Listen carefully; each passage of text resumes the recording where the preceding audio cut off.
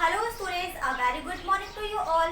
Students, today we will continue this chapter number 18, matter and its properties. Clear everyone? Students, in our previous session we have learned about the properties of solid and liquid. Okay, बच्चों हमने अपने previous session में solid और liquid के गुणों के बारे में पढ़ा था that solid have fixed shape, fixed mass and fixed volume. बच्चों सॉलिड के पास फिक्स शेप, मास और वॉल्यूम होता है. Clear everyone? Next is liquid. Liquid has definite volume and definite मास. बच्चों लिक्विड के पास डेफिनेट वॉल्यूम और डेफिनेट मास होता है but it does not have definite shape. लेकिन बच्चों इसके पास डेफिनेट शेप नहीं होता है. क्लियर? बच्चों लिक्विड जिस भी कंटेनर में जाता है वो उसी कंटेनर का शेप ले लेता है. Clear everyone? Students, today we will learn about the properties of gas. बच्चों आज हम लोग गैस की प्रॉपर्टीज के बारे में पढ़ेंगे. Clear everyone? So now let's start. Students, now open your book and see page number 136. Our new topic is gas.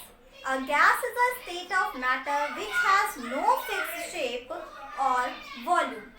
बच्चों गैस पदार्थ की वह अवस्था है जिसके पास ना ही फिक्स शेप होता है और ना ही फिक्स वॉल्यूम होता है. Clear? It occupies the entire space available. बच्चों ये जितना भी स्थान अवेलेबल होता है ये पूरे स्थान को घेरता है.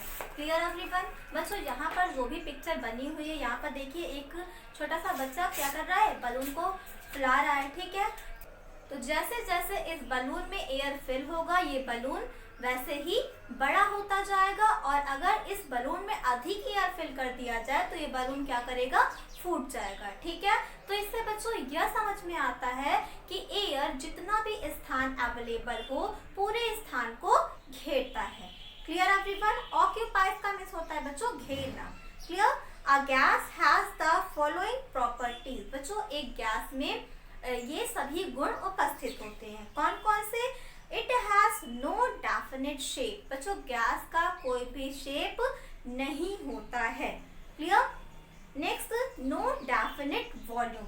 बच्चों गैस का ना ही कोई डेफिनेट वॉल्यूम होता है. Occupies all the space available. अब बच्चों जो भी जितना भी स्थान अवेलेबल होता है यह पूरे स्थान को घेरता है. क्लियर है स्टूडेंट्स?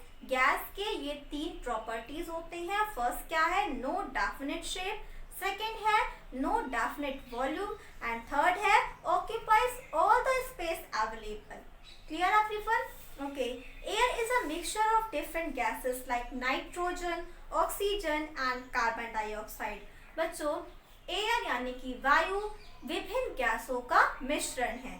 कौन कौन सी गैसें?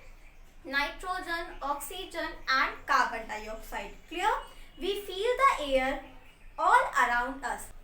बच्चों हम अपने आसपास की एयर को महसूस करते हैं. Although we can not see it, जबकि हम इन्हें देख नहीं सकते. क्लियर? बच्चों हम एयर को सिर्फ फील कर सकते हैं, इन्हें देख नहीं सकते. Air also contains water vapour, water in its gaseous state. बच्चों एयर में वाटर वेपर भी उपस्थित होता है. Now what is water vapour?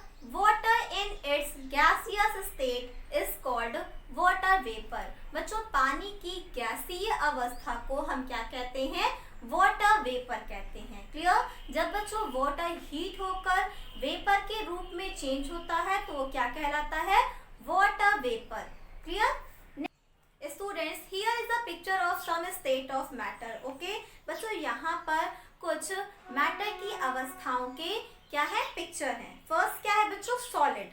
A solid has a definite shape. बच्चों मैंने आपको बताया कि सॉलिड के पास डेफिनेट शेप, डेफिनेट वॉल्यूम और इसके साथ साथ डेफिनेट मास भी होता है. क्लियर? तो यहाँ पर देखिए ये जो स्विंग है उसके पास क्या है? डेफिनेट शेप है. इसका शेप कभी भी चेंज नहीं हो सकता.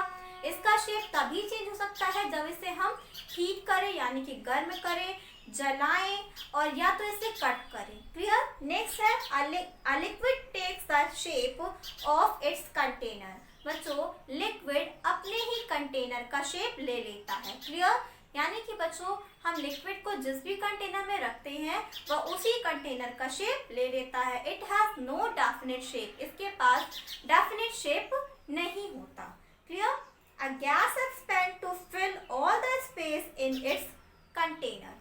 बच्चों गैस अपने कंटेनर का पूरा स्पेस घेरने के लिए, पूरा स्थान घेरने के लिए क्या करता है? एक्सपेंड करता है, यानी कि फैलता है। क्लियर? इट मीन्स बच्चों गैस का भी कोई शेप नहीं होता, जितनी भी स्पेस यानी कि जितना भी स्थान अवेलेबल होता है वो पूरा स्थान घेरता है। क्लियर है? Students now turn your page and see page number 137. Our new topic is change in the states of matter. It means बच्चों पदार्थ की अवस्थाओं में परिवर्तन। Clear everyone? बच्चों पदार्थ की अवस्थाओं में भी परिवर्तन किया जा सकता है। आइए आप देखते हैं कि हम पदार्थ की अवस्थाओं में किस प्रकार परिवर्तन कर सकते हैं। Clear? Matter can change from one state to another. बच्चों पदार्थों को एक अवस्था से दूसरी अवस्था में बदला जा सकता है। These changes can happen on heating or cooling. बच्चों ये बदलाव कि मैटर को हीट करने से यानी कि गर्म करने से या उसे ठंडा करने पर होता है। Okay? Ice cube change into water when kept outside the refrigerator due to the warmth in the room. Students, you know very well that there are three states of matter. बच्चों आप अच्छे से जानते हो कि पदार्थ की तीन अवस्थाएं होती हैं, सॉलिड, लिक्विड एंड गैस। तो बच्चों आइस क्यूब क्या है? आइस क्यूब सॉलिड है, लेकिन जब आइस क्यूब को रेफ्रिजरेटर से बाहर निकालकर रूम में रख दिया जाता है तो जो रूम का जो वार्मथ है यानी कि रूम की जो गर्मी है, उस गर्मी से वो आइस क्यूब पिघलकर किस रूप में बदल जाएगा? यस, वाटर यानी कि लिक्विड के फॉर्म में आ जाएगा। Clear everyone? तो बच्चों आइस क्यूब वाटर में किस प्रकार चेंज हुआ? आइस क्यूब वाटर में रूम के हीट के कारण चेंज हुआ। ठीक है? जब उसे रेफ्रिजरेटर से बाहर निकाला गया तो रूम का जो वार्मथ है यानी कि गर्मी है उसके कारण आइस क्यूब मेल्ट होकर लिक्विड के फॉर्म में चेंज हो गया। Clear everyone? Students, we will read about change in the state of matter with the help of given picture. Okay? बच्चों आपकी बुक में जो भी पिक्चर दिया हुआ है इस पिक्चर की हेल्प से हम यह जानेंगे कि किस प्रकार पदार्थ की अवस्थाओं में परिवर्तन होता है। Clear everyone? Okay, first picture में देखिए सॉलिड, ये आइस क्यूब है। आइस क्यूब किस फॉर्म में है? यस, सॉलिड के फॉर्म में है। ठीक है? तो बच्चों जब आइस क्यूब को हम रेफ्रिजरेटर से बाहर निकालते हैं तो वो किस फॉर्म में बदल जाता है? यस, ये लिक्विड के फॉर्म में चेंज हो जाता है। क्लियर? तो बच्चों जब हम लिक्विड को हीट करेंगे यानी कि गर्म करेंगे तो बच्चों लिक्विड वेपर के रूप में एयर में मिक्स हो जाता है। ठीक है? तो बच्चों आपने किचन में देखा होगा अपनी मम्मा को कि जब आपकी मम्मा वाटर को हीट करती है यानी कि गर्म करती है तो वाटर वेपर के रूप में यानी कि भाप के रूप में ऊपर उड़ता हुआ दिखाई देता है ना? तो इससे बच्चों हमें यह समझ में आता है कि अगर हम लिक्विड को हीट करते हैं यानी कि गर्म करते हैं तो वो किस फॉर्म में चेंज हो जाएगा? यस, वेपर के रूप में चेंज हो जाएगा। Clear everyone? बच्चों अगर हीट होते हुए पानी के थोड़ा सा ऊपर अगर आप हाथ लगाकर देखते हो जहाँ पर वेपर निकल रहा हो वहाँ पर अगर आप हाथ लगाकर देखते हो तो आपका हाथ वेट हो जाता है ना? वेट यानी कि गीला हो जाता है। तो बच्चों इससे हमें यह पता चलता है कि अगर हम वेपर को ठंडा करते हैं यानी कि कूल करते हैं तो वेपर वापस वाटर में यानी कि लिक्विड के फॉर्म में आ जाता है। Clear everyone? और बच्चों अगर हम उसी वाटर को ठंडा करने के लिए वापस रेफ्रिजरेटर में रख देते हैं तो वो वाटर वापस आइस क्यूब में बदल जाता है। ठीक है? तो बच्चों इससे समझ में यह आता है कि लिक्विड को ठंडा करने पर सॉलिड में चेंज किया जा सकता है। क्लियर? तो बच्चों पदार्थ की अवस्थाएं किस प्रकार चेंज हुई? हीट करने पर भी और कूल यानी कि ठंडा करने पर भी। Clear everyone? Students, that's all for today. Now it's time to do the homework. Students, this is your homework that draw the diagram given on page number 136 in your class work copy.